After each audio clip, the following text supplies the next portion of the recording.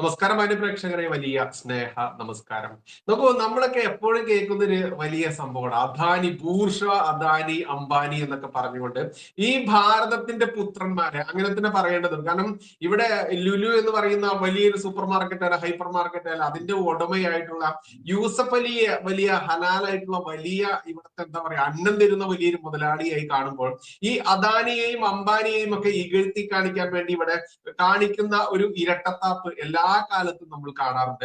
അത്തരത്തിൽ ഈ അദാനിയോടും അംബാനിയോടും കാണിക്കുന്ന ഈ ഇരട്ടത്താപ്പിന് പിറകിലൂടെ ഈ പിണറായി വിജയൻ അടക്കമുള്ള ഈ സർക്കാർ, കേരള സർക്കാർ എന്തൊക്കെയാണ് അവരോട് ചെയ്യുന്ന ഇടപാടുകൾ എന്നതൊക്കെ വ്യക്തമാക്കേണ്ട കാലം ഒരുപാട് അതിക്രമിച്ചിട്ടുണ്ട്. അതുകൊണ്ട് അതിലേക്ക് തന്നെയാണ് ഇന്ന് നമ്മൾ ഈ ഒരു സെഷൻ ചെയ്യുന്നത്. എങ്ങനെയാണ് സാർ, ഇവർ ബൂർഷകളാണോ സാർ? ഈ ബൂർഷ എന്ന് കുറ്റം പറയുന്ന ഈ അദാനി ആയാലും അംബാനി ആയാലും നമ്മൾ രണ്ടുപേരെയും എടുത്തു തന്നെ പറയേണ്ടതുണ്ട്. അവരിലൂടെ ഈ പിറകുവശത്തോടെയുള്ള പരിപാടി കാട്ടിക്കൂട്ടുന്ന പിണറായി വിജയന്റെ സർക്കാരിന്റെ ആ നടപടികളെ ഒന്ന് പച്ചയ്ക്ക് പൊളിച്ചെടുക്കേണ്ടതല്ലേ സർ? തീർച്ചയായിട്ടും മലയാളി ഇത് മനസ്സിലാക്കേണ്ട വലിയ സത്യമാണ്. മാർക്സിസ്റ്റ് പാർട്ടി, കമ്മ്യൂണിസ്റ്റ് പാർട്ടികളൊക്കെ ഉപയോഗിച്ച് മലയാളികളെ പഠിപ്പിച്ച വാക്കാണ് ബൂർഷ്വ, പെറ്റി ബൂർഷ്വ, മൂലധന ശക്തികൾ, ബഹുരാഷ്ട്ര കുത്തക എന്നൊക്കെയുള്ളത്. എന്നാൽ അവർ പറയുന്നത് ഇവർക്കെതിരെ പോരാടുന്നു എന്നാണ്. ഞങ്ങൾ ബൂർഷ്വകൾക്കെതിരെയാണ്, പെറ്റി ബൂർഷ്വയ്ക്കെതിരെയാണ്, ബഹുരാഷ്ട്ര കുത്തകയ്ക്കെതിരെയാണ്, മൂലധന ശക്തികൾക്കെതിരെയാണ്. ചുരുക്കി പറഞ്ഞ മുതലാളിത്തത്തിനെതിരെ നിരന്തര പോരാട്ടം നടത്തുന്ന ശക്തികളാണ് കമ്മ്യൂണിസ്റ്റ് പാർട്ടികൾ. ഞങ്ങൾ മാത്രമേ അവരെ ശത്രുക്കളായി കണ്ടുകൊണ്ട് ഇതുപോലെ പോരാടുന്നുള്ളൂ. ബാക്കി എല്ലാവരും ബൂർഷ്വ, പെറ്റി ബൂർഷ്വ സംവിധാനങ്ങളുമായിട്ട് കോംപ്രമൈസ് ചെയ്യുന്നു, അല്ലെങ്കിൽ അവരുടെ അടിമപ്പണി ചെയ്യുന്നു എന്നൊക്കെ പറഞ്ഞാണ് ഇവർ പ്രസംഗിക്കുന്നു, ലേഖനം എഴുതുന്നു, ചർച്ച നടത്തുന്നു. ഗംഭീരമാണ്. എന്നാൽ ഇവരുടെ മുഖം മൂടി അഴിഞ്ഞു വീഴുന്ന ഒരു സംഭവമാണ് ഈ കഴിഞ്ഞ ദിവസം പുറത്തു വന്നിരിക്കുന്നത്. അതായത് ഈ സംഭവം തുടങ്ങുന്നത് 2018 ഏപ്രിൽ മാസത്തിലാണ്. 2018 ഏപ്രിൽ മാസത്തിൽ പല കാര്യങ്ങളും വളരെ ശ്രദ്ധേയമാണ്. നമ്മുടെ രാജ്യത്തെ ഏറ്റവും വലിയ സമ്പന്നർ എന്ന് പറയുന്നതാണ് അദാനി അംബാനി കുടുംബം. അതായത് ധീരുഭായ് അംബാനിയും മക്കളായിട്ടുള്ള മുകേഷ് അംബാനി, അനിൽ അംബാനി, ഇവർ രണ്ടുപേരും വലിയ വ്യവസായ സാമ്രാജ്യം ഇന്ത്യക്കകത്തും പുറത്തും ലോകം മുഴുവനും കെട്ടിപ്പടുത്തു. ആഗോള മൂലധന ശക്തികളുടെ പട്ടികയിലേക്ക് അവർ ലോകരംഗത്തെ വലിയ സമ്പദ് ശക്തികളെ അന്ന് പരിശോധിക്കുമ്പോൾ അംബാനി കുടുംബം എന്ന് പറയുന്നത് ലോകം മുഴുവൻ അറിയപ്പെടുന്ന, ലോകം മുഴുവൻ ബിസിനസ് ഉള്ള ബഹുരാഷ്ട്ര കുത്തകകളിൽ ഒരാളായിട്ട് വളർന്നു. അതിലേറ്റവും കൂടുതൽ എതിരഭിപ്രായമുള്ളവരാണ് കമ്മ്യൂണിസ്റ്റുകാർ. ഇവർക്കെതിരെയാണ് നിരന്തരം മൈക്ക് വെച്ച് കെട്ടിയാലും മൈക്കില്ലെങ്കിലും, പാർട്ടി ക്ലാസ്സിലാണെങ്കിലും, ചായക്കട ചർച്ചയിലാണെങ്കിലും, ബസ് സ്റ്റോപ്പിലാണെങ്കിലും, ഹൈസ്കൂൾ ക്ലാസ്സിലോ യൂണിവേഴ്സിറ്റിയിലോ പഠിപ്പിക്കുന്ന അധ്യാപകരാണെങ്കിലും എല്ലാം ഒന്നടങ്കം അംബാനിയെ കുറ്റം പറച്ചിലായിരുന്നു. അങ്ങനെയാണ് അവർ ജീവിച്ചു വന്നത്. എന്നാൽ ഇവർ രണ്ടുപേരും തമ്മിൽ പിരിഞ്ഞു. മുകേഷ് അംബാനിയും അനിൽ അംബാനിയും വീതം വെച്ച് പിരിഞ്ഞു. അങ്ങനെ വീതം വെച്ച് പിരിയുമ്പോൾ കൂടുതൽ കമ്പനികളും കൂടുതൽ ആസ്തികളും അനിയനായിട്ടുള്ള അനിൽ അംബാനിക്കാണ് കിട്ടിയത്. ഈ അനിൽ അംബാനിയുടെ കയ്യിൽ അന്നുണ്ടായിരുന്ന ഒരു വലിയ കമ്പനികളിൽ ഒന്നാണ് ഈ അംബാനി, അതായത് റിലയൻസ് ഫിനാൻസ് എന്ന് പറയുന്ന ഒരു കമ്പനിയുണ്ട്. റിലയൻസ് ഫിനാൻസ്, റിലയൻസ് സാമ്രാജ്യമായിരുന്നല്ലോ അവർക്കുണ്ടായിരുന്നത്. അപ്പോൾ അവിടെ ഇദ്ദേഹത്തിന്, അനിൽ അംബാനി എന്ന് പറയുന്ന ഈ അനിയന് കിട്ടിയ ഒരു കമ്പനിക്ക് ഇന്ത്യയിലെ ടോപ്പ് ആയിട്ടുള്ള 3 കമ്പനികളിൽ ഒന്ന് എന്ന സ്ഥാനം കിട്ടിയിരുന്നു. 70,000 കോടി രൂപയായിരുന്നു റിലയൻസ് ക്യാപിറ്റൽ ഫിനാൻസ് എന്ന് പറയുന്ന കമ്പനിയുടെ ആസ്തി. 70,000 കോടി രൂപ. നമ്മൾ ഇന്ന് കാണുന്ന വലിയ ബാങ്കായ HDFC ബാങ്ക് ഒക്കെ അതിന് താഴെയായിരുന്നു. HDFC ബാങ്കിനേക്കാളൊക്കെ മുകളിലായിരുന്നു ഈ റിലയൻസ് ക്യാപിറ്റൽ ഫിനാൻസിന്റെ അന്നത്തെ ആസ്തി. പക്ഷേ ഈ അനിൽ അംബാനി എന്ന് പറയുന്ന ഇദ്ദേഹത്തിന് ബിസിനസ് നടത്താൻ അറിയില്ലാത്തത് കൊണ്ട് അദ്ദേഹം ചെയ്തു കൂട്ടിയ അബദ്ധങ്ങളുടെ ഫലമായി അദ്ദേഹത്തിന്റെ കമ്പനികൾ ഓരോന്നോരോന്ന് പൊളിയാൻ തുടങ്ങി. അങ്ങനെ പൊളിഞ്ഞ് 2018 ആയപ്പോഴത്തേക്കും UK അതായത് ബ്രിട്ടനില് ഇദ്ദേഹത്തെ കോടതി കയറ്റി, കേസുകളുണ്ടായി, പൊളിഞ്ഞ് പാപ്പരായി. അവസാനം ബ്രിട്ടീഷ് കോടതി ഇയാളെ പാപ്പരായിട്ട് പ്രഖ്യാപിക്കുകയാണ്. അനിൽ അംബാനിയെ പാപ്പരായിട്ട് പ്രഖ്യാപിച്ചു. അതോടുകൂടി ലോകത്തെമ്പാടുമുള്ള അവരുടെ കമ്പനി ഷെയറുകൾ ഇടിഞ്ഞു. ഇന്ത്യൻ സ്റ്റോക്ക് മാർക്കറ്റിലും ഇത് പ്രതിഫലിച്ചു. അപ്പൊ 2018 അനിൽ അംബാനി നിരപ്പായി, പാപ്പരായി, അയാൾക്ക് പുറത്തിറങ്ങാൻ മേലാത്ത അവസ്ഥയായി. വീട് ജപ്തി ചെയ്തു, എല്ലാം ജപ്തി ചെയ്ത് കൊണ്ടുപോയി. അവസാനം പിടിച്ച് ജയിലിലിടും എന്ന് വന്നു. 450 കോടി രൂപ ഉടൻ അടച്ചില്ലെങ്കിൽ പിടിച്ച് ജയിലിലിടുമെന്ന് ഇന്ത്യ ഗവൺമെന്റ് പറഞ്ഞ സമയത്ത് സ്വന്തം ജ്യേഷ്ഠനായിട്ടുള്ള മുകേഷ് അംബാനിയാണ് 450 കോടി രൂപ കോടതിയിൽ കൊണ്ട് കെട്ടിവെച്ച് ജയിലിൽ പോകാതെ അനിയനെ രക്ഷിച്ചത്.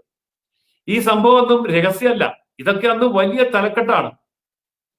ലോകം മുഴുവൻ വലിയ വാർത്തയാണ്. ഇന്ത്യയിലെ എല്ലാ പത്രങ്ങളിലും മാധ്യമങ്ങളിലും വലിയ ചർച്ചയാണ്. എന്നാൽ ഈ സമയത്ത് ഈ പുര കത്തുമ്പോ കഴുക്കോൽ ഊരുക എന്ന് പറയുന്ന പോലെ നമ്മുടെ മാർക്സിസ്റ്റ് പാർട്ടി ചെയ്ത ഒരു പണി കേൾക്കണം. അതായത് ഈ പൊളിഞ്ഞ അംബാനി, അനിൽ അംബാനി, പാപ്പരായിട്ട് ബ്രിട്ടീഷ് കോടതി വിധിച്ച അംബാനി ഇന്ത്യയില് പിടിച്ച് ജയിലിലിടാൻ നേരത്ത് 450 കോടി രൂപ ജ്യേഷ്ഠൻ കൊടുത്ത് ജീവൻ രക്ഷിച്ച് പുറത്തു കൊണ്ടുവന്ന അംബാനിയുടെ കമ്പനിയിൽ, ആ കമ്പനിയിൽ 60 കോടി രൂപ കേരള ഗവൺമെന്റ്, ഏത് കമ്മ്യൂണിസ്റ്റ് ഗവൺമെന്റ്, പിണറായി വിജയന്റെ ഗവൺമെന്റ് കൊണ്ടുപോയി നിക്ഷേപിച്ചു. അങ്ങനെ നിക്ഷേപിക്കുന്ന എവിടുന്നാണെന്നറിയാമോ? കേരള ഫിനാൻഷ്യൽ കോർപ്പറേഷന്റെ. ഇവിടെ സാധാരണക്കാരന്റെ കുത്തുവാളയെടുത്ത് അവനെ ജപ്തി ചെയ്ത് ആത്മഹത്യക്ക് വിടുന്ന സ്ഥാപനമാണ് KFC എന്ന് പറയുന്നത്. ബ്ലേഡ് എന്ന് പറഞ്ഞാൽ ബ്ലേഡിന്റെ ബ്ലേഡാണ് KFC. ആ KFC ഈ അംബാനിയുടെ കയ്യിൽ കൊണ്ടുപോയി 60 കോടി രൂപ കൊടുക്കുകയാണ്. ഈ 60 കോടി രൂപ കൊടുത്തിട്ട് 2014, അതായത് ഈ ഇന്നലെ മിനിങ്ങാന്ന് കഴിഞ്ഞ വർഷം, ഇത് 107 കോടി രൂപയായിട്ട് തിരിച്ചു കിട്ടുമെന്നാണ് ഈ KFCയുടെ പൈസ എടുത്തുകൊണ്ടുപോയി നിക്ഷേപിക്കുന്ന സമയത്ത് KFCയുടെ സാമ്പത്തിക ശാസ്ത്ര വിദഗ്ധന്മാര് അന്ന് ഉപദേശിച്ചത്. ഈ KFC ഭരിക്കുന്ന 2024, അതെ, 2024 107 കോടിയായിട്ട് തിരിച്ചു കിട്ടുമെന്നാ പറഞ്ഞത്. പക്ഷെ സംഭവിച്ചത് എന്താണ്? സംഭവിച്ചത് ഈ സംഗതി പൊളിഞ്ഞതാണല്ലോ. ഈ പൊളിഞ്ഞ കമ്പനിയിലേക്കാണ് 60 കോടി നിക്ഷേപിക്കുന്നത്. ഇന്നിപ്പോ അന്ന് ഇത് നിക്ഷേപിക്കാൻ വേണ്ടി പുറകെ നിന്നിരുന്ന തോമസ് ഐസക്, ഇന്നത്തെ ബാലഗോപാൽ, 2 സാമ്പത്തിക മന്ത്രിമാരാണ്, ധനകാര്യ മന്ത്രിമാർ. അപ്പൊ ഇവരോട് കഴിഞ്ഞ ദിവസം ചോദിച്ചു, നിങ്ങളല്ലേ ഈ തീരുമാനം എടുത്ത്? അപ്പൊ പറഞ്ഞെന്താണെന്നറിയോ? KFCയുടെ സാമ്പത്തിക കാര്യ വിദഗ്ധന്മാര് പാസാക്കി തന്നതാണ്. ഇത് നിയമവിധേയമാണ്, ഇതിന് കുഴപ്പമില്ല, ഈ കമ്പനി നല്ല ഒന്നാന്തരം കമ്പനിയാണ്, ഹൈ റേറ്റിംഗ് ഉള്ള കമ്പനിയാണ്. അപ്പൊ അങ്ങനെയുള്ള റേറ്റിംഗ് ഉള്ള കമ്പനി ആയതുകൊണ്ട് ഞങ്ങൾക്ക് പിന്നെ സംശയിക്കേണ്ട കാര്യമില്ലല്ലോ എന്നാണ് പറയുന്നത്. എന്നാൽ 2018 കെയർ എന്ന് പറയുന്ന അന്താരാഷ്ട്ര സാമ്പത്തിക നിരീക്ഷണ കമ്പനിയുണ്ട്, റേറ്റിംഗ് നിശ്ചയിക്കുന്ന കമ്പനികൾ. അതായത് ധനകാര്യ സ്ഥാപനങ്ങളുടെ റേറ്റിംഗ് ഒക്കെ അവരാണ് നിശ്ചയിക്കുന്നത്. ഇപ്പൊ reserve bank of India, state bank of India എന്ന് തുടങ്ങി ലോകത്തുള്ള എല്ലാ സാമ്പത്തിക ശക്തികളുടെയും റേറ്റിംഗ് ഇതൊക്കെ നിശ്ചയിക്കുന്ന നിരവധി കമ്പനികളിൽ ഒരെണ്ണമാണ് കെയർ എന്ന് പറയുന്ന കമ്പനി. ഈ കെയർ എന്ന് പറയുന്ന കമ്പനി പറഞ്ഞു, ഇത് പാപ്പരാണ്, ഇത് പൊളിഞ്ഞതാണ്, ഇത് യാതൊരു വിധത്തിലുള്ള റേറ്റിംഗും ഇല്ലാത്തതാണ്, അതുകൊണ്ട് ഇതിനകത്ത് റിലയൻസ് ക്യാപിറ്റൽ ഫിനാൻസിൽ ആരും പൈസ ഇടരുത്. ഈ റിപ്പോർട്ട് പുറത്തു വന്നു. ഈ റിപ്പോർട്ട് പത്രങ്ങളിൽ അച്ചടിച്ചു. ജനങ്ങളെല്ലാം ഈ സാധനം വിറ്റൊഴിയുകയാണ്. കയ്യിലിരിക്കുന്ന ഷെയർ മുഴുവൻ മനുഷ്യൻ പിടിയാ വിലയ്ക്ക് വിറ്റ് ഒഴിയുകയാണ്. കാരണം ഇത് പാപ്പരായി പോയ കമ്പനിയാണ്. അന്നേരമാണ് കേരള ഗവൺമെന്റ് 60 കോടി ഇതേ കമ്പനിയിൽ കൊണ്ടുപോയി ഇടുന്നത്. അത് KFCയുടെ പൈസ കൊണ്ടുപോയി ഇടുന്നത്. KFCയുടെ ധനകാര്യ ശാസ്ത്രജ്ഞന്മാരുടെ ഉപദേശത്തിന്റെ അടിസ്ഥാനത്തിൽ. KFC ഭരിക്കുന്നത് CPM. അവിടുത്തെ ധനകാര്യ ശാസ്ത്രജ്ഞന്റെ നിലവാരം വരെ അറിയാമല്ലോ. അങ്ങനെ കൊണ്ടുപോയി ഇട്ടു. ഇതിന്റെ രസമല്ല. ഈ വിഷയം ഇവിടുത്തെ പ്രതിപക്ഷം കണ്ടുപിടിച്ചു. എന്നിട്ട് നിയമസഭയിൽ കഴിഞ്ഞ വർഷം ജൂലൈയിൽ നിയമസഭയിൽ ചോദ്യം ചോദിച്ചു MLA മാര്. PC Vishnunath, TJ Vinod, M Vincent. ഇവര് നിയമസഭയിൽ ചോദിച്ച ചോദ്യത്തിന്റെ നമ്പർ 4398. ഈ 4398 നമ്പർ ചോദ്യമായിട്ട് 3 MLA മാര്, ഞാൻ ഒന്നുകൂടെ പറയാം, PC Vishnunath, TJ Vinod, M Vincent, 3 പേര് ചോദ്യം ചോദിച്ചു. ഈ ചോദ്യം ചോദിച്ചപ്പം മറുപടിയില്ല, മറുപടി കൊടുക്കുന്നില്ല. അപ്പോൾ മറുപടി കൊടുക്കാതിരിക്കാൻ പറ്റില്ല. നിയമസഭയിൽ ഗവൺമെന്റിനെ സംബന്ധിച്ച് MLA മാരാണ് ചോദിക്കുന്നത്, രേഖാമൂലം എഴുതിയാണ് ചോദിക്കുന്നത്, പക്ഷെ മറുപടി കൊടുത്തില്ല. ഉടനെ 2ാം ഘട്ടമായിട്ട് വീണ്ടും ചോദ്യം ചോദിക്കുകയാണ്.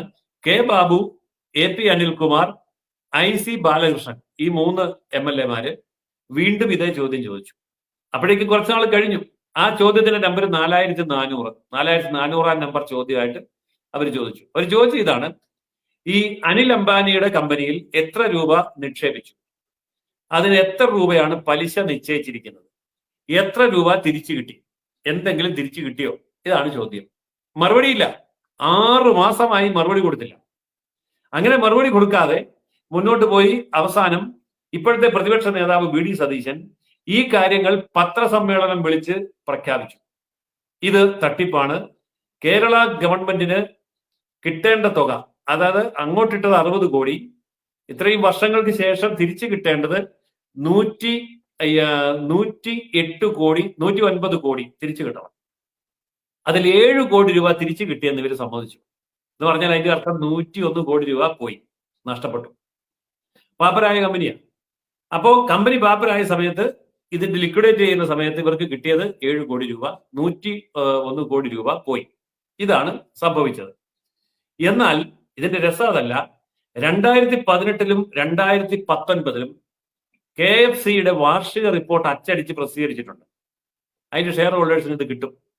ആ വാർഷിക റിപ്പോർട്ടിനകത്ത് ഈ 2 വർഷവും അംബാനിയുടെ കമ്പനിയിൽ പണം നിക്ഷേപിച്ചു എന്നുള്ള ഭാഗം ചേർത്തിട്ടില്ല, അത് ഒഴിവാക്കി. വീണ്ടും ഈ ചോദ്യങ്ങൾ ഉയർന്നു. കാരണം കണക്ക് കൂട്ടുമ്പോൾ തെറ്റുന്നു. 100 കോടി രൂപ കാണാതെ പോകുന്നു, വാർഷിക റിപ്പോർട്ടിൽ കണക്ക് കാണിക്കുന്നില്ല. അങ്ങനെ വന്നപ്പോൾ ഇത് ജനത്തിനിടെ സംസാരമാകും, ചിലപ്പോൾ വിവരാവകാശം വെക്കും, ചിലപ്പോൾ കോടതി പോകും എന്ന അവസ്ഥ ആയപ്പോൾ 2020-21 ഇവരെ സമ്മതിക്കേണ്ടി വന്നു.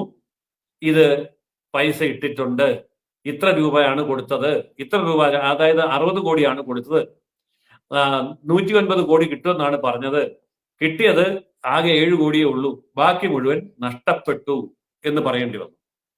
അപ്പോൾ ഈ തരത്തിൽ ഇങ്ങനെയുള്ള ഒരു കമ്പനിയിലേക്ക് ഇവർ ഈ പണം കൊടുക്കുമ്പോൾ നമ്മൾ അറിയേണ്ടത് മുതലാളിത്തത്തിനെതിരാണ്, അംബാനിക്കെതിരെയാണ്, മൂലധന ശക്തിക്കെതിരെയാണ്, ബൂർഷ്വ കുത്തക ബൂർഷ്വ മഹാരാഷ്ട്ര കുത്തകയ്ക്കെല്ലാം എതിരാണ് എന്ന് പറഞ്ഞവര് ഈ എല്ലാ ലക്ഷണങ്ങളും തികഞ്ഞ ബൂർഷ്വയാണ്, പെറ്റി ബൂർഷ്വയല്ല, മൂത്ത ബൂർഷ്വയാണ്, പിന്നെ ബഹുരാഷ്ട്ര കമ്പനിയാണ്, മുതലാളിത്ത ശക്തിയാണ്, മൂലധന ശക്തിയാണ്, ഇതെല്ലാമാണ്. സർവോപരി പൊളിഞ്ഞു പാളീസായ കമ്പനിയുമാണ്. ആ കമ്പനിക്കെതിരെ നിരവധി കേസുകളുണ്ട്. എന്ന് പറഞ്ഞ തട്ടിപ്പ് കേസാണ്. എന്നിട്ട് അവിടെ കൊണ്ടുപോയി CPM-ന്റെ KFC പൈസ ഇടണമെങ്കിൽ ഈ പൈസ എന്തിനാണ് ഇട്ടത്? ഈ ചോദ്യത്തിന് CPM മറുപടി പറയുന്നില്ല, അവർ ഒളിച്ചോടുകയാണ്. അപ്പോൾ ഇത് നമ്മൾ അന്വേഷിക്കേണ്ട ഒരു വിഷയം തന്നെയാണ്. അപ്പൊ ഇത്രയും വലിയ ഒരു സംഭവം ഇവിടെ നടക്കുമ്പോൾ നമ്മൾ ഓർക്കേണ്ടത്, പിന്നെ എന്തിനാണ് ഇവർ ബൂർഷ്വയെ കുറ്റം പറയുന്നത്? എന്തിനാണ് ഇവർ ബഹുരാഷ്ട്ര കമ്പനികളെ കുറ്റം പറയുന്നത്? എന്തിനാണ് മൂലധന ശക്തികളെ കുറ്റം പറയുന്നത്? എന്തിനാണ് മുതലാളിത്തത്തെ കുറ്റം പറയുന്നത്? ഇവർ പറയുന്ന ആശയങ്ങൾ അവർക്ക് ആത്മാർത്ഥതയോടെയാണ് പറയുന്നതെങ്കിൽ ഈ ഒരു പൈസ പോലും അംബാനിക്ക് എതിരെ കൊണ്ടുപോയി ഇടാൻ പാടില്ല. അതും പോട്ടെ, ഇവരുടെ പൈസ പോയല്ലോ.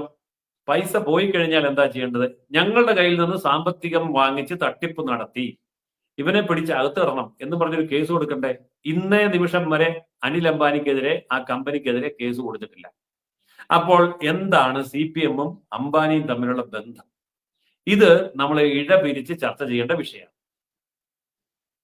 സർ, മറ്റൊന്നാണ്, ഇപ്പൊ നമ്മള് അദാനി ആയാലും അംബാനി ആയാലും ഇവരെയൊക്കെ എടുക്കുന്ന സമയത്ത് നമ്മൾ കേൾക്കുന്ന ഒരു സ്ഥിരമായിട്ടുള്ള അന്നം തരുന്ന നാട്, അന്നം തരുന്ന മുതലാളി എന്നൊക്കെ പറഞ്ഞിട്ട് ഇവിടെ നടക്കുന്ന സോഷ്യൽ മീഡിയയിലുള്ള പ്രചാരണമൊക്കെ നമ്മൾ കാണാറുണ്ട്. അതുകൊണ്ടാണ് ഞാൻ ഇൻട്രൊഡക്ഷനിൽ ലുലു മാളിന്റെ ഉടമയായിട്ടുള്ള യൂസഫ് അലി സാർ, അദ്ദേഹത്തെ ബഹുമാനത്തോടെ തന്നെയാണ് നമ്മൾ ഇവിടെ പറയുന്നത്. ഒരുപാട് ആളുകൾക്ക് ജോലി കൊടുക്കുന്ന വ്യക്തി തന്നെയാണ്. അപ്പോൾ അദ്ദേഹത്തിന്റെ വിഷയമൊക്കെ പറയുന്ന സമയത്ത് അദാനി ആയാലും അംബാനി ആയാലും അവരെ ഒരു രണ്ടാം തര ആൾക്കാരായി കാണുന്നു. യൂസഫ് അലി സാറിനെ മേന്മയോടുകൂടി പ്രചരിപ്പിക്കുക എന്നൊരു സിസ്റ്റം നമ്മുടെ ഈ നാട്ടിലുണ്ട്. നമ്മുടെ ഈ വിഷയമായിട്ട് ബന്ധപ്പെട്ട് വ്യക്തികൾ തമ്മിലുള്ള ഒരു വിഷയം ആയതുകൊണ്ട് കൂടിയാണ് ഞാനിത് ചോദിക്കാം. ഇവർ തമ്മിലുള്ള വ്യത്യാസം എടുത്ത് പറയും. നമ്മുടെ മേക്ക് ഇൻ ഇന്ത്യ എന്ന് പറയുന്ന ആ ഒരു പ്രൊജക്ട് കൂടി എടുത്ത് പറയുകയാണെങ്കിൽ എന്താണ് സാർ, ആരാണ് സാർ യഥാർത്ഥത്തിലുള്ള ഭാരതപുത്രൻ? ആരാണ് ഭാരതത്തിന് കൂടുതൽ മേന്മ, നേട്ടം കൊണ്ടുവരുന്നത്? തീർച്ചയായിട്ടും ഒരു രാജ്യത്തിന് മേന്മ കൊണ്ടുവരുന്നത് റോ മെറ്റീരിയൽ എടുത്ത് പ്രോസസ് ചെയ്ത് അതിനെ പ്രോഡക്റ്റ് ആക്കി, ഫിനിഷ്ഡ് ഗുഡ്സ് ആക്കി മാർക്കറ്റിൽ എത്തിച്ച് ആവശ്യത്തിന് GST കൊടുത്ത് അല്ലെങ്കിൽ മറ്റ് നികുതികൾ കൊടുത്ത് അങ്ങനെ വരുമാനം ഉണ്ടാക്കുമ്പോൾ ആ വരുമാനത്തിൽ നിന്ന് ഇൻകം ടാക്സ് കൊടുത്ത് രാജ്യത്തിന്റെ ഖജനാവിനെ സമ്പന്നമാക്കുകയും മറുവശത്ത് ലക്ഷക്കണക്കിന് തൊഴിലാളികൾക്ക് ശമ്പളം കൊടുത്തുകൊണ്ട് ലക്ഷോപലക്ഷം മനുഷ്യരുടെ ജീവിതത്തിന്റെ അത്താണിയായി മാറുകയും ചെയ്യുന്ന യഥാർത്ഥ വ്യവസായികളെ നമ്മൾ പൂവിട്ട് പൂജിക്കണം. ഈ പൂവിട്ട് പൂജിക്കണം വ്യവസായികളെ എന്നൊക്കെ പറയുമ്പോൾ ഉണ്ടല്ലോ, ഇവർ നമുക്കെതിരെ ഉറഞ്ഞു തുള്ളിക്കൊണ്ടുവരും. കാരണം നമ്മൾ ഇങ്ങനെ പാവപ്പെട്ടവനെ, ഞാൻ ചോദിക്കട്ടെ, യഥാർത്ഥത്തിൽ ലോകത്ത് മറ്റേതെങ്കിലും ഒരു രാജ്യത്താണെങ്കിൽ ഒരു രാജ്യത്താണെങ്കിൽ ഇത് സംഭവിക്കില്ല. ഒരു ഉദാഹരണം ഞാൻ പറയാം. ഇത് ഞാൻ പറഞ്ഞതല്ല, സന്തോഷ് ജോർജ് കുളങ്ങര അദ്ദേഹം പറഞ്ഞ കാര്യം. അമേരിക്കയിൽ ഒരാൾ വിമാന കമ്പനി തുടങ്ങാണ്. ആദ്യമായിട്ട് വിമാന കമ്പനി തുടങ്ങുന്നു. ഇയാൾക്ക് പൈസ ഇല്ല. അപ്പോൾ ഇയാള് എന്ത് ചെയ്തു? വിമാനം ഉണ്ടാക്കിയിട്ട് വിൽക്കാതെ കിടക്കുന്ന ബോയിങ് വിമാനങ്ങളുടെ കമ്പനി ചെന്ന് ചോദിച്ചു, വിൽക്കാതെ കിടക്കുമല്ലേ, ഞാനിത് എടുത്തോളാം, പക്ഷെ എന്റെ പൈസ ഇല്ല, അതുകൊണ്ട് നിങ്ങളൊരു കാര്യം ചെയ്യണം, എനിക്ക് വാടകയ്ക്ക് തരണം. വാടകയ്ക്ക് തന്നു കഴിഞ്ഞാൽ ഞാൻ ഇത് കൊണ്ടുപോയി പറപ്പിച്ച് ലാഭം ഉണ്ടാക്കി നിങ്ങൾക്ക് തിരിച്ചടയ്ക്കാമെന്ന് പറഞ്ഞു. ഏതായാലും കമ്പനി ആദ്യം പറഞ്ഞേ, അതൊക്കെ ഞങ്ങൾക്ക് കമ്പനിക്ക് മോശമാണ്, വിമാനം വിൽക്കാതെ കിടപ്പുണ്ട്, അത് പിന്നെ നാളെ വിറ്റ് പൊക്കോളും, പക്ഷെ അല്ല അങ്ങനെ വാടകയ്ക്ക് കൊടുക്കുന്ന പരിപാടിയൊന്നും ഇല്ല എന്ന് പറഞ്ഞു. പക്ഷെ ഇയാൾ നിരന്തരം കയറി ഇറങ്ങി കുറച്ച് കഴിഞ്ഞപ്പോൾ കമ്പനിക്ക് മനസ്സിലായി വിൽക്കാതെ കിടക്കുന്ന വിമാനം കൊണ്ട് വരുമാനമൊന്നുമില്ല, ഇയാൾ വാടകയ്ക്കാണെങ്കിൽ വാടകയ്ക്ക് കൊണ്ടുപോട്ടെ, ലാഭം കിട്ടിയാൽ നമുക്കും കൂടെ കിട്ടുമല്ലോ. അങ്ങനെ അവർ വാടകയ്ക്ക് കൊടുത്തു. ഇയാളുടെ കാശില്ലാത്തതുകൊണ്ട് ഒരു വിമാനമാണ് കൊണ്ടുപോയത്. ആ ഒരു വിമാനം കൊണ്ടുപോയി ഇയാൾ പെയിന്റും ഒക്കെ അടിച്ച് അയാളുടെ പേരും ഒക്കെ എഴുതി ഏറ്റവും കൂടുതൽ തിരക്കുള്ള ഒരു റൂട്ട്, അതായത് ബ്രിട്ടനിൽ നിന്ന്, അതായത് ലണ്ടനിൽ നിന്ന് വാഷിംഗ്ടണിലേക്കുള്ള റൂട്ടിൽ ഈ വിമാനം പറപ്പിക്കാൻ വേണ്ടി ഇയാൾ ഭയങ്കര പബ്ലിസിറ്റി എല്ലാം കൊടുത്ത് കോടീശ്വരന്മാരായിട്ടുള്ള ഒത്തിരി ബിസിനസ്സുകാരെ എല്ലാം കൊണ്ടുവന്ന് ഇതിനകത്ത് കയറ്റി പത്രക്കാരെ മുഴുവൻ വിളിച്ച് ചാനലുകാരെ മുഴുവൻ വിളിച്ച് പുതിയ വിമാന സർവീസിന്റെ ഉദ്ഘാടന പരിപാടി നടക്കുകയാണ്. അങ്ങനെ ഉദ്ഘാടന പരിപാടി നടക്കുമ്പോൾ ഈ കോടീശ്വരന്മാരെല്ലാം അകത്ത് കയറിയിരുന്ന് വിമാനം സ്റ്റാർട്ട് ചെയ്ത് റൺവേയിലേക്ക് ഇങ്ങനെ ഓടി കയറിയിട്ട് വേണമല്ലോ ഇത് ആകാശത്തോട്ട് പൊങ്ങാൻ. അങ്ങനെ റൺവേയിലേക്ക് ഓടി കയറുന്ന സമയത്ത് ഒരു എഞ്ചിന് തീ പിടിച്ചു. ഓർക്കണം, ആദ്യമായിട്ട് കടത്തിന്മേൽ കടവും മേടിച്ച് നാട്ടുകാരെയും പത്രക്കാരെയും മുഴുവൻ വിളിച്ചു വരുത്തി കോടീശ്വരന്മാരെ മുഴുവൻ അകത്ത് കയറ്റി ഇരുത്തിയിട്ട് ഈ സാധനം റൺവേയിലോട്ട് കയറുന്നതിന് മുമ്പ് തീ പിടിച്ചു. അങ്ങനെ തീ പിടിക്കുമ്പോൾ ഇതിന്റെ ഉടമസ്ഥനായിട്ടുള്ള ഈ കടം മേടിച്ച പാവം ഇതിന്റെ ഫ്രണ്ട് സീറ്റിൽ ഇരിപ്പുണ്ട്. തൊട്ടടുത്തിരിക്കുന്നത് മുഴുവൻ കോടീശ്വരന്മാരാ, മഹാകോടീശ്വരന്മാരാ, എക്സിക്യൂട്ടീവ് ക്ലാസ്സാണ്. അപ്പൊ അടുത്തിരുന്ന ഒരാള് ബ്രിട്ടനിലെ അമേരിക്കയിലെ മീഡിയ മേഖലയിലെ, അതായത് മാധ്യമങ്ങൾ, പത്രങ്ങൾ, ചാനലുകളെല്ലാം ധാരാളമായിട്ടുള്ള വമ്പൻ മുതലാളിയാണ്. ഈ വമ്പൻ മുതലാളി ചെയ്ത കാര്യം എന്താണെന്നറിയാമോ? ഇദ്ദേഹം ഈ മനുഷ്യനെ ആശ്വസിപ്പിച്ചുകൊണ്ട് അയാളുടെ തോളത്ത് തട്ടിയിട്ട് പറഞ്ഞു, നിങ്ങൾ ഒന്നുകൊണ്ടും പേടിക്കണ്ട, നിങ്ങളുടെ മനസ്സിലെ പേടി എനിക്ക് മനസ്സിലാകുന്നുണ്ട്, പക്ഷെ നിങ്ങളൊരു സംരംഭകനാണ്, ഒരു ബിസിനസ്സുകാരനാണ്, ഞങ്ങൾ നിങ്ങളെ ചതിക്കില്ല, അതുകൊണ്ട് നാളെ അമേരിക്കയിലോ ബ്രിട്ടനിലോ ഒരു പത്രത്തിലും ഈ വാർത്ത പുറത്തു വരികയില്ല, ഞാനത് നോക്കിക്കോളാം എന്ന് പറഞ്ഞു. അങ്ങനെയാണ് അയാളെ രക്ഷിച്ചത്. രണ്ടാമത്തെ വിമാനം എടുത്തു, അയാൾ പറപ്പിച്ചു, അയാൾ ലാഭത്തിലായി. നേരെ മറിച്ച് ഈ സംഭവം ഇന്ത്യയിലാണ് നടക്കുന്നതെങ്കിൽ ഇത് മുഴുവൻ ചാനലിലും പത്രത്തിലും അന്നേരം തന്നെ ലൈവ് കൊടുക്കുന്നു, 4 ദിവസം അടുപ്പ് കൂട്ടി ചർച്ച നടത്തുന്നു, ഇവനെ കൊല വിളിക്കും, എന്നിട്ട് ബൂർഷ്വായെ തോപ്പിച്ച് അവന്റെ തട്ടിപ്പിൽ നിന്ന് രാജ്യത്തെ രക്ഷിച്ച് എന്നെല്ലാം പറഞ്ഞ് ഇവിടെ കിടന്ന് തുള്ളും. പക്ഷെ സത്യത്തിൽ എന്താ സംഭവിക്കുക? ഒരു സംരംഭകൻ തകരുകയാണ്, ഒരുപക്ഷെ അയാൾ ആത്മഹത്യ ചെയ്യും, അതല്ലെങ്കിൽ അയാളുടെ സാമ്പത്തിക സാമ്രാജ്യം തകർന്നു പോകും. ഫലം എന്താണ്? രാജ്യത്തിന് കിട്ടേണ്ടതായ നികുതി നഷ്ടപ്പെടും, രാജ്യം ദാരിദ്ര്യത്തിലേക്ക് പോകും. അതുകൊണ്ട് ഒരു വ്യവസായിയെ നമ്മൾ നശിപ്പിക്കുമ്പോൾ നമ്മൾ രാജ്യമാണ് നശിപ്പിക്കുന്നത്, ഒരു ബിസിനസ്സുകാരനെ നശിപ്പിക്കുമ്പോൾ നമ്മൾ ഇരിക്കുന്ന കൊമ്പാണ് മുറിക്കുന്നത്. എന്നാൽ ഈ ബോധം ഉണ്ടാവേണ്ടത് ഇവിടെ ഭരിക്കുന്ന രാഷ്ട്രീയ പാർട്ടികൾക്കാണ്. പക്ഷെ നിർഭാഗ്യവശാൽ ഇവിടുത്തെ കമ്മ്യൂണിസ്റ്റ് പാർട്ടി, ഇവിടുത്തെ കോൺഗ്രസ് പാർട്ടി ഈ മുതലാളിമാർക്ക് എതിരായിട്ട് മുദ്രാവാക്യം വിളിക്കുകയും അവരെ ബ്ലാക്ക്മെയിൽ ചെയ്യുകയും ഭീഷണിപ്പെടുത്തുകയും ചെയ്തിട്ട് അവരുമായിട്ട് അണ്ടർഗ്രൗണ്ടിൽ ഇതുപോലെയുള്ള കച്ചവടം നടത്തുകയാണ്. അപ്പോൾ ഇവിടെ ഈ 60 കോടി പൊളിഞ്ഞ കമ്പനി കൊണ്ട് ഇടുന്നതിന്റെ കാര്യം എന്താണെന്നറിയോ? അതൊരു വലിയ തന്ത്രമാണ്. അതായത് ഈ കമ്പനി പൊളിഞ്ഞു എന്നറിയാം, കമ്പനി ലിക്വിഡേറ്റ് ചെയ്തു, കമ്പനിയിൽ നിന്ന് പൈസ തിരിച്ചു കിട്ടില്ല എന്നറിയാം. അപ്പോൾ ഈ പൊളിഞ്ഞ കമ്പനിയിൽ, ലിക്വിഡേറ്റ് ചെയ്യാൻ പോകുന്ന കമ്പനിയിൽ പണം കൊണ്ടുപോയിട്ടാൽ നാളെ കമ്പനി പൊളിയുമ്പോൾ കമ്പനി പൊളിഞ്ഞു പോയി, പണം കിട്ടിയില്ല എന്ന് ഒറ്റ വാക്ക് പറഞ്ഞാൽ മതി. എന്നാൽ ഇട്ട പണം 60 കോടി ഉണ്ടോ? അല്ലെങ്കിൽ അത് എങ്ങനെയാണ് ഇട്ടത്? അത് KFCയുടെ പണം തന്നെയാണോ?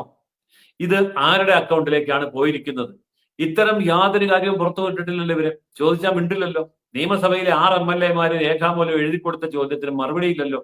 എന്ന് പറഞ്ഞാൽ ഞാൻ അനുമാനിക്കുന്നത് KFCയുടെ കയ്യിലിരുന്ന 60 കോടി രൂപ മാർക്സിസ്റ്റുകാർ തട്ടിയെടുത്തു, എന്നിട്ട് അംബാനിയുടെ കമ്പനി കൊണ്ട് ഇട്ടു എന്ന് കണക്കുണ്ടാക്കി.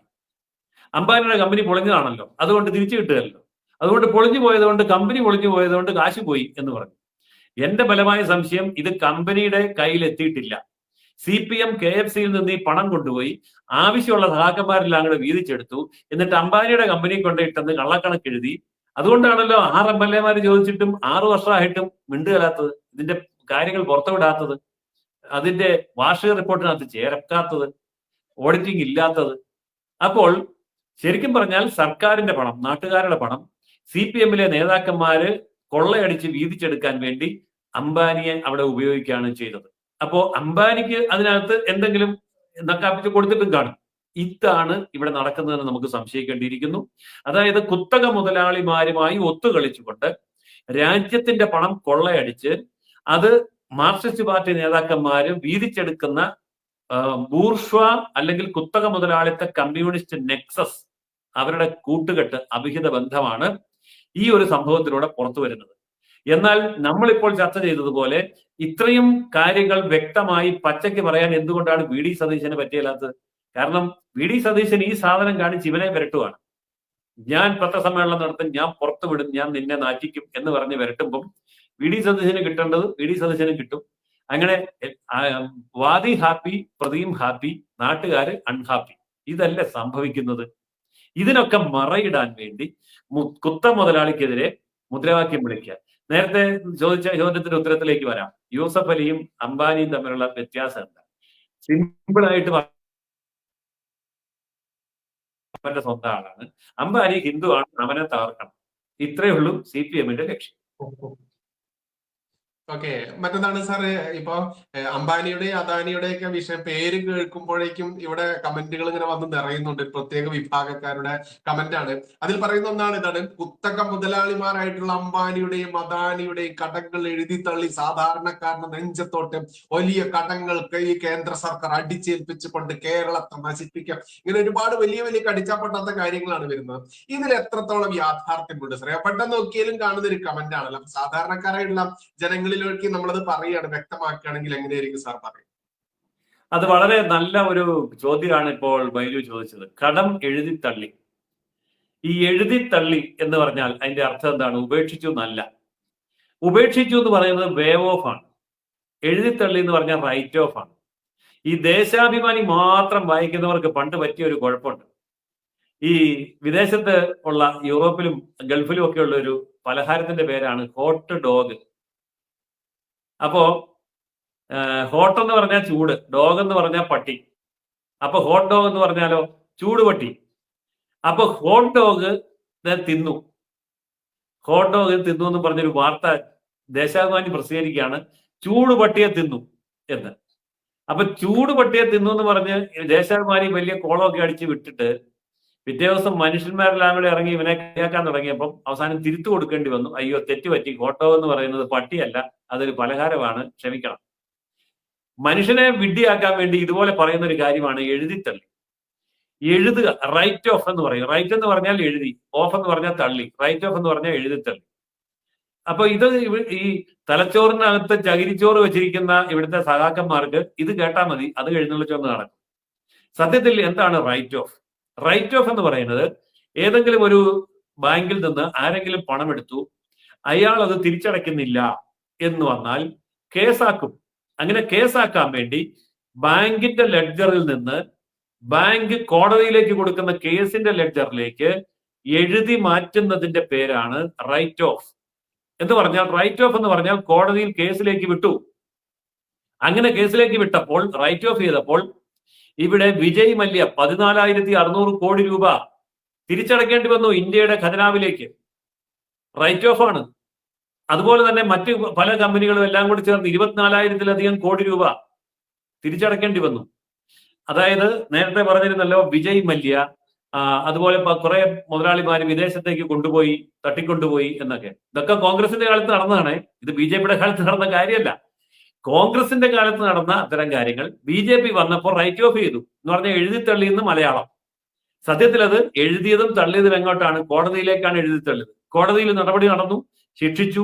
അവസാനം നീരവ് മോദിയും വിജയ് മല്യയും അടക്കമുള്ള ആൾക്കാര് 17,000 കോടി 24,000 കോടി തിരിച്ചു കൊണ്ടുവന്ന് ഇന്ത്യൻ ഖജനാവിൽ അടച്ചു. അതിവന്മാര് വിടുകയല്ല. അപ്പോൾ ഇനി ഈ ഉപേക്ഷിക്കുകയാണെന്നിരിക്കട്ടെ, ബാങ്ക് കൊണ്ടുപോയ പണം, ബാങ്കിൽ നിന്ന് എടുത്ത പണം മുതലാളിമാർ കൊണ്ടുപോയി തിരിച്ചു പിടിക്കാൻ പറ്റുന്നില്ല, അത് ഉപേക്ഷിക്കുകയാണെങ്കിൽ അതിന് ഉപയോഗിക്കുന്ന വാക്ക് വേവ് ഓഫ് എന്നാണ്. വേവ് ഓഫ്, ഉപേക്ഷിച്ചു എന്നാണ്. ഇളവ് കൊടുത്തു, ഉപേക്ഷിച്ചു എന്നാണ്. ഈ വേവ് ഓഫ് ആണെങ്കിൽ പറയുന്നത് ശരിയാണ്, തിരിച്ചു കിട്ടിയില്ല. റൈറ്റ് ഓഫ് എന്ന് പറഞ്ഞാൽ എഴുതി കോടതിയിലേക്ക് തള്ളി, കോടതി അത് നിയമ നടപടി നടത്തി തിരിച്ചു പിടിച്ചു. ഇത് ഒരാളും പറയുകയില്ല. എന്നിട്ട് എന്നിട്ട് അങ്ങനെയുള്ള തിരുമണ്ടന്മാരാണ്, അതായത് തലച്ചോറ് എടുത്ത് കളഞ്ഞിട്ട് AKG സെന്ററിൽ നിന്ന് കൊടുത്ത ചകിരിച്ചോറ് തലയ്ക്കകത്ത് വെച്ചവന്മാരാണ് എഴുതിത്തള്ളിയില്ലേ, കുത്തകയെ സഹായിച്ചില്ലേ. കുത്തകയെ സഹായിക്കല്ല ചെയ്തത്. നീരവ് മോദിയുടെയും അതുപോലെ തന്നെ ഈ കിങ്ഫിഷറിന്റെ ഉടമസ്ഥനായിട്ടുള്ള വിജയ് മല്യയെയും ഒക്കെ പിടികൂടി കോടതിയിൽ കൊണ്ടുവന്ന് കേസ് നടത്തി 17,000 കോടി വിജയ് മല്യയുടെയും 24,000 കോടി നീരവ് മോദിയുടെയും തിരിച്ചു കൊണ്ടുവന്ന് ഇന്ത്യൻ ഖജനാവിൽ അടപ്പിച്ച ഗവൺമെന്റാണ് ഇന്ത്യ ഭരിക്കുന്നത്, നരേന്ദ്രമോദി. ആ നരേന്ദ്രമോദിയെ ചീത്തയാക്കാൻ വേണ്ടി ഇവന്മാര് എഴുതിത്തള്ളിയില്ലെന്ന് ചോദിക്കുമ്പോൾ ആകെപ്പാടെ സഖാക്കന്മാരോട് പറയാനുള്ളത് നേരെ ചൊവ്വെ പള്ളിക്കൂടത്തിൽ പോടാവുകയെന്നാണ്. സ്കൂളിൽ പോയിട്ടില്ലെങ്കിൽ ആദ്യം നീ ഒക്കെ സ്കൂളിൽ പോകും, എന്നിട്ട് പഠിക്കുക, ABCD എല്ലാം പഠിക്കുക, എന്നിട്ട് വേണം ഇംഗ്ലീഷ് വായിക്കാൻ. അതെങ്ങനെയാ? പിണറായി വിജയൻ സ്കൂളിൽ പോയിട്ടില്ല. തോമസ് ഐസക് കയറ് വിരി ശാസ്ത്രജ്ഞൻ, ഇവൻ എങ്ങാണ്ടെന്ന് പോയി 25,000 രൂപ കൊടുത്ത് PhD മേടിച്ചതാ. ഇവരാരെങ്കിലും വല്ല സ്കൂളിലോ കോളേജിലോ പഠിച്ചിട്ട് ജയിച്ചതാണോ? അധികാരത്തിന്റെ തണലിൽ നിന്നുകൊണ്ട് ഏത് സർട്ടിഫിക്കറ്റും എഴുതി ഉണ്ടാക്കി സീലും ഒപ്പും വെച്ച് എടുക്കാൻ പറ്റുന്ന സംസ്ഥാനമാണ് കേരളം എന്ന് മനസ്സിലായില്ലേ? അതായത് MCOM എന്ന് പറയുന്ന കോഴ്സിന് ചേരാത്തവൻ റാങ്കോട് കൂടി MCOM പാസ്സാകുന്നു. അവന്റെ യോഗ്യത എന്നാ? അവൻ DYFI ആ, അത്രയും മതി. എന്നിട്ട് ഇവരാണ് നമ്മളെ ഇപ്പോ റൈറ്റ് ഓഫ് എഴുതിത്തള്ളിലും പഠിപ്പിക്കാൻ വരുന്നത്. അതുകൊണ്ട് AKG സെന്ററിലെ ചകിരിച്ചോറ ഏതാണ്ട് തീരാറായിട്ടുണ്ട്. അതുകൊണ്ട് സഹാക്കന്മാർ ഇനി അധികം ചാടേണ്ട കാര്യമൊന്നുമില്ല. അതുകൊണ്ട് അടിയിൽ വന്ന് കുറിപ്പെഴുതുന്നവരൊക്കെ ആദ്യമായി ദയവ് ചെയ്ത് പള്ളിക്കൂടത്തിൽ പോകണമെന്ന് മാത്രമാണ് എനിക്ക് പറയാൻ. സാറേ, മറ്റൊന്ന് സി ന്യൂസ് എന്ന് പറയുന്ന ചാനലിൽ വന്നൊരു വാർത്ത കഴിഞ്ഞ ദിവസം ഒരു പോസ്റ്റർ അവർ ഇറക്കിയിരുന്നു. ഇന്ത്യയിലെ ഏറ്റവും ധനികനായിട്ടുള്ള മുഖ്യമന്ത്രി N ചന്ദ്രബാബു നായിഡു, അതാണ് നമുക്ക് എല്ലാവർക്കും അറിയാം. കുറഞ്ഞ ആസ്തിയുള്ള മുഖ്യമന്ത്രിമാരുടെ പട്ടികയിൽ നമ്മുടെ പിണറായി വിജയനുണ്ട്, അഭിമാനത്തോടു കൂടി. അതായത് ഏറ്റവും കുറഞ്ഞ ആസ്തിയുള്ള മുഖ്യമന്ത്രിമാരുടെ പട്ടികയിൽ പിണറായി വിജയൻ ഉണ്ട് എന്നുള്ളൊരു വാർത്തയാണ് പുറത്തുന്നത്. അതിനൊരു കമന്റ്, അതുകൊണ്ട് ബേസ് ചെയ്തൊരു കമന്റ് പറയാൻ പറഞ്ഞ സാർ എങ്ങനെയായിരിക്കും പറയാം? അതായത് ഈ ഏറ്റവും കുറഞ്ഞ പട്ടികയുള്ള പിണറായി വിജയന്റെ ആസ്തി പരസ്യമായി പ്രഖ്യാപിക്കാൻ ധൈര്യമുണ്ടോ? ഒറ്റ ചോദ്യമുള്ളൂ, ധൈര്യമുണ്ടോ? പിണറായി വിജയന്റെ മകളുടെ ആസ്തി എത്ര? പിണറായി വിജയന്റെ മകന്റെ ആസ്തി എത്ര? മകളുടെ കെട്ടിയവന്റെ ആസ്തി എത്ര? പുതിയാപ്പിളയുടെ ആസ്തി എത്ര? പിണറായി വിജയന്റെ കുടുംബത്തിന്റെ ആസ്തി എത്ര? ഭാര്യയുടെ ആസ്തി എത്ര? പ്രഖ്യാപിക്കാൻ ധൈര്യമുണ്ടെങ്കിൽ പ്രഖ്യാപിക്കൂ. ഓക്കെ, ഇനി എന്തെങ്കിലും വിട്ടുപോയിട്ടുണ്ടോ സാർ? അംബാനിയെ കുറ്റം പറയുക, എന്നിട്ട് അംബാനിയുടെ പൊളിഞ്ഞു പോയ കമ്പനിയിൽ കേരളത്തിന്റെ ഞാനടക്കമുള്ള അങ്ങടക്കമുള്ള ആളുകളടക്കുന്ന നികുതി കാശ് എടുത്ത് കൊണ്ടുപോയി കോടികൾ ഇട്ടുകൊണ്ട് അത് വീതിച്ചെടുക്കാൻ വേണ്ടി തട്ടിക്കൂട്ട് പരിപാടി നടത്തുക, ഈ ഒരു വിഷയത്തിൽ ഇനി എന്തെങ്കിലും വിട്ടുപോയിട്ടുണ്ടോ സാർ? കേരളത്തിന്റെ ജനത മനസ്സിലാക്കേണ്ട ഒരു കാര്യം, ആരെയൊക്കെയാണോ CPM എതിർക്കുന്നത് അവരുമൊക്കെ ആയിട്ട് നല്ല അന്തർധാരയുമുണ്ട്, നല്ല കൂട്ടുകെട്ടുമുണ്ട്. എതിർക്കുന്നത് ആരെയാണോ അവരുടെ ഏറ്റവും അടുത്ത സഖാവാണ് ഇവർ.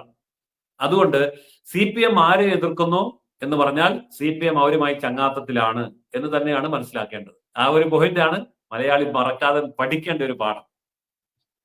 എന്നാലും പ്രബുദ്ധ മലയാളി എന്ന് സ്വയം പറഞ്ഞ് മേനി നിറച്ച് നടക്കുന്ന മലയാളി മനസ്സിലാക്കുക, അദാനിയെയും അംബാനിയെയും ഇനി മറ്റൊട്ടേറെ ധനികന്മാരായിട്ടുള്ള ആളുകളെ കുറ്റം പറയുന്ന ബൂർഷ, പെറ്റി ബൂർഷ എന്നൊക്കെ പറഞ്ഞുകൊണ്ട് കടിച്ചാൽ പൊട്ടാത്ത വാക്കുകളൊക്കെ പറഞ്ഞ് MV ഗോവിന്ദന്മാരൊക്കെ രംഗത്ത് വരും.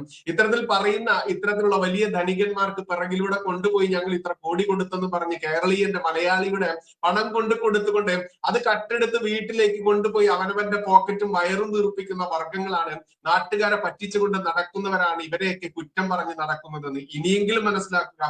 ഇത് കൃത്യമായ തെളിവ് സഹിതമാണ് ജയശ്രീൻ സാർ ഇവിടെ വിവരിച്ചിട്ടുള്ളത്. ഇനിയും AKG സെന്ററിൽ നിന്ന് കിട്ടുന്ന ക്യാപ്സൂളുകൾ വിഴുങ്ങിക്കൊണ്ട് ഇവിടെ കമന്റ് ഇടാൻ വരുമ്പോൾ സാറ് പറഞ്ഞ പോലെ അത്ര മിനിമം യോഗ്യതയെങ്കിലും പാലിക്കുക. ABCD എങ്കിലും പഠിച്ചിട്ട് വായിക്കാനുള്ളതെങ്കിലും പഠിച്ച ആ അറിവെങ്കിലും വന്നിട്ട് മാത്രം ഇവിടെ കമന്റുകൾ ക്യാപ്സൂളുകളായിട്ട് വിതറുക എന്ന് മാത്രമേ പറയാനുള്ളൂ. എന്തായാലും ഈ വിഷയത്തിൽ ഗംഭീരമായി തന്നെ സാറ് പ്രസന്റ് ചെയ്തെന്ന വിശ്വാസത്തോടെ സാറിന്റെ പെർമിഷനോടുകൂടി തൽക്കാലം ഈ ഒരു സെഷൻ വൈൻഡ് അപ്പ് ചെയ്യാം. നന്ദി, നമസ്കാരം. ജയ് ഹിന്ദ്, ജയ് ശ്രീറാം, ജയ് ശ്രീറാം, ജയ് ശ്രീറാം. പ്രേക്ഷകരെ വലിയ സ്നേഹ നമസ്കാരം. ഞാനും ജാമിത ടീച്ചറൊക്കെ നമ്മുടെ കമ്മ്യൂണിറ്റി പോസ്റ്റിൽ ഒരു പോസ്റ്റ് ഇട്ടിട്ടുണ്ടായിരുന്നു. 2 മാസത്തേക്ക് സാമ്പത്തിക സഹായം ചെയ്യാൻ കഴിയുന്നവർ കടമായിട്ട് തന്നെ സഹായിക്കണമെന്നും പറഞ്ഞുകൊണ്ടും.